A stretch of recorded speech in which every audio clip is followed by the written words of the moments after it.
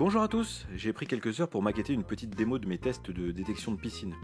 Mais tout d'abord, je voulais vous remercier pour tous vos commentaires sur mon site et à travers LinkedIn, car en effet, c'est vraiment étonnant ce montant de 24 millions d'euros juste pour un projet de détection de piscine. Même s'il y a des choses qui sont compliquées, c'est quand même étrange d'avoir des montants si élevés. Alors c'est sur 3 ans, enfin on peut trouver plein de raisons, mais je ne comprends pas encore complètement les tenants et les aboutissants. Une des raisons peut-être, c'est l'accès à des images satellites de très bonne qualité, car une des difficultés, c'est vraiment de reconnaître ce qu'est une piscine sans avoir tous les faux positifs qu'il y a, car apparemment dans les premiers POC qui ont été réalisés, ils ont eu pas mal de problèmes pour faire ce genre de choses.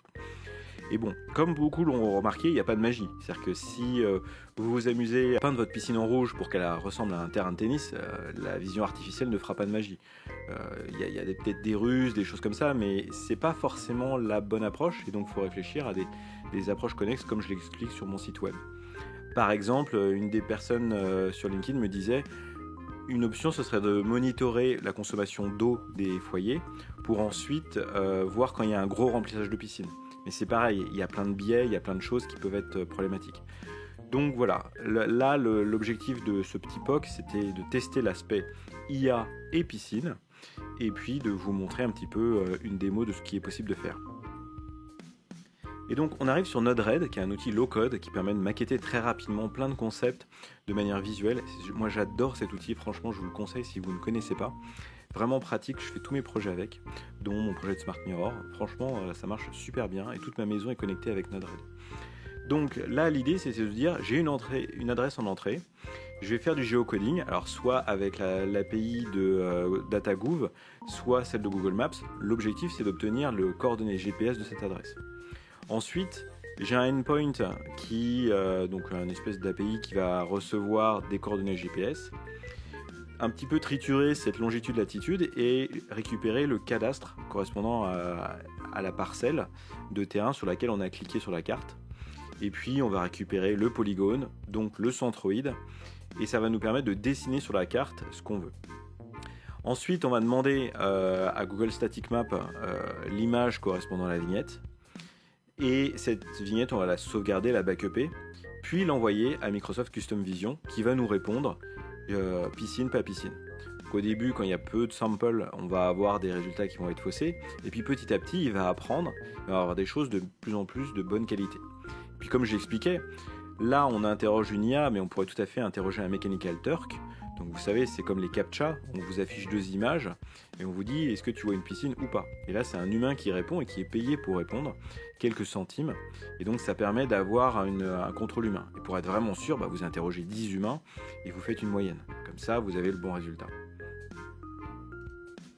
Ensuite, on a une API, donc on pourrait attaquer toutes les adresses, mais j'ai fait une petite recherche, et d'après l'INSEE, il y aurait 20 millions de logements individuels en France pour 2,5 millions de piscines.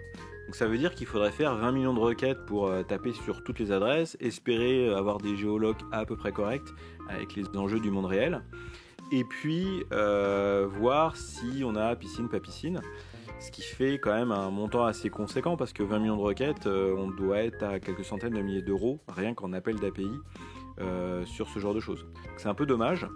On pourrait trouver des astuces un peu différentes. Et c'est là où ce que j'ai fait, c'est que j'ai maquetté un petit outil qui est visuel pour justement mélanger à la fois le côté ergonomie et le côté intelligence artificielle. Et puis après, on pourrait trouver d'autres stratégies pour utiliser cet outil de manière à pouvoir passer à l'échelle. Et je vous en parlerai par la suite. Donc c'est tout simplement une carte Google Maps qui est intégrée dans un navigateur web. Et le principe, c'est que je vais décider d'une zone, je vais cliquer et je vais récupérer les informations correspondantes à la parcelle. Donc j'affiche que certaines informations, il y a aussi la surface et ce genre de choses. Si le niveau de piscine est inférieur à 50%, je mets la parcelle en verte. Si c'est une présence de piscine plus importante, à ce moment-là, ça sera en bleu. On va voir si on en trouve une. Je dézoome. Voilà, il y en a une ici. Je clique. Et là, la zone se met en bleu. En fait, concrètement, qu'est-ce qui s'est passé ? J'ai récupéré le centroïde correspondant à la parcelle. En fait, j'ai appelé mon API. Je récupère l'image que j'envoie dans Custom Vision. Et ensuite, on peut recatégoriser derrière dans Custom Vision ce qui se passe. On va en essayer une autre, là par exemple celle-là. Alors ça prend toujours un petit peu de temps parce que l'API GPN est pas super réactive, mais elle est gratuite et donc c'est quand même assez génial. Puis si je prends une autre maison, je sais pas, moi je prends celle-là.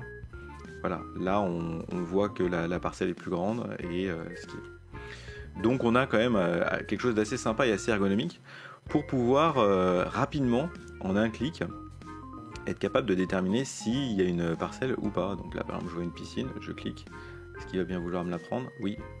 Et donc voilà, il voit qu'il y a bien une piscine. Puis il y a peut-être des erreurs, si je clique par exemple par là, là non c'est bon, c'est bien passé, il ne détecte pas de piscine. Là ça a l'air d'être une très longue parcelle. Et là il a détecté une piscine alors qu'il n'y en a pas. Donc là c'est un faux positif. Et c'est tout simplement que mon modèle est entraîné qu'avec, je crois, une dizaine d'images, donc c'est normal qu'il se plante, et qu'idéalement il faudrait passer à l'échelle ce qu'il y a. Ce que vous voyez en bas, à droite, c'est la vision à 45 degrés.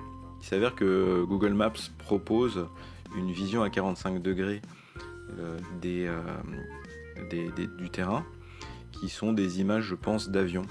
Et donc c'est intéressant parce que on pourrait récupérer d'autres points de vue.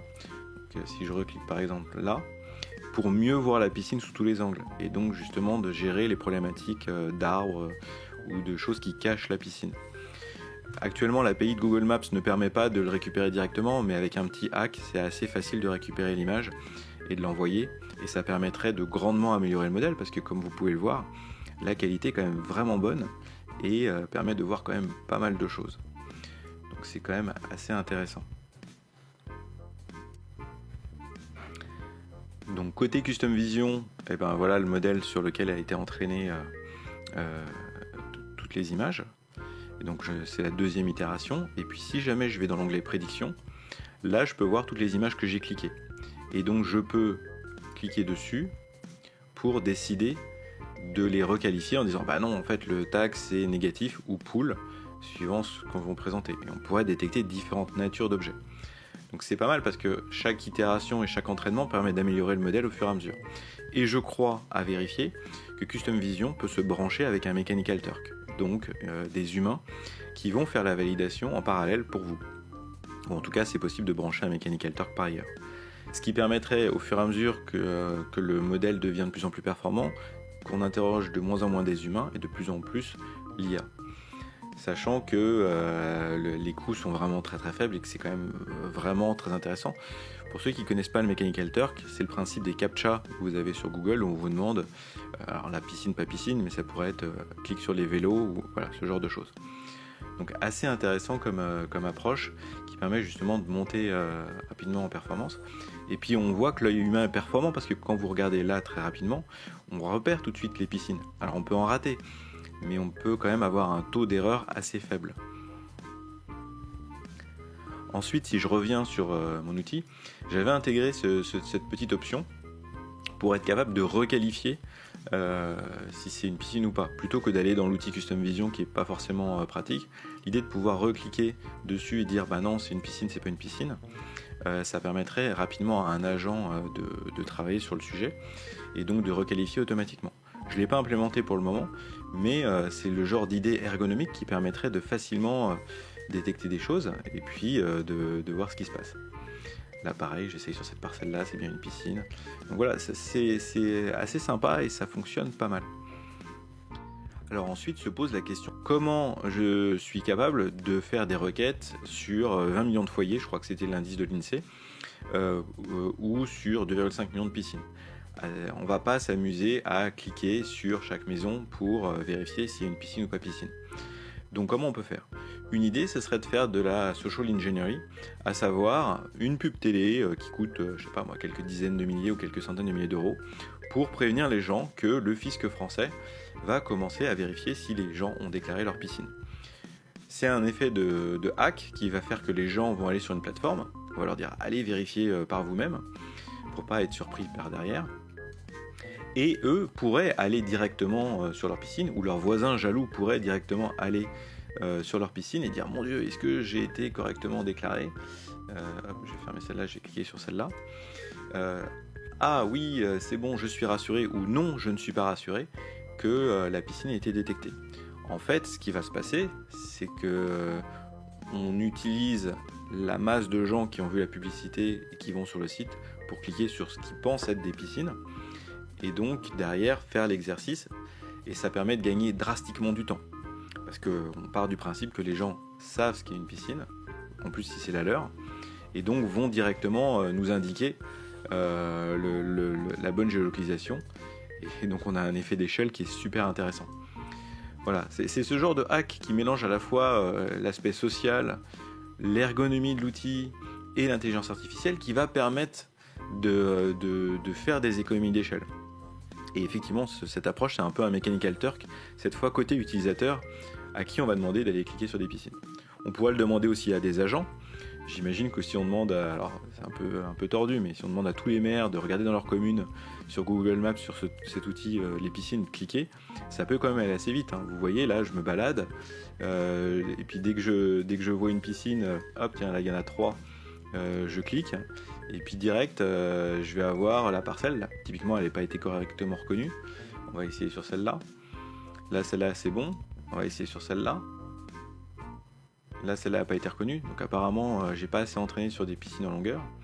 Là, elle a une forme bizarroïde.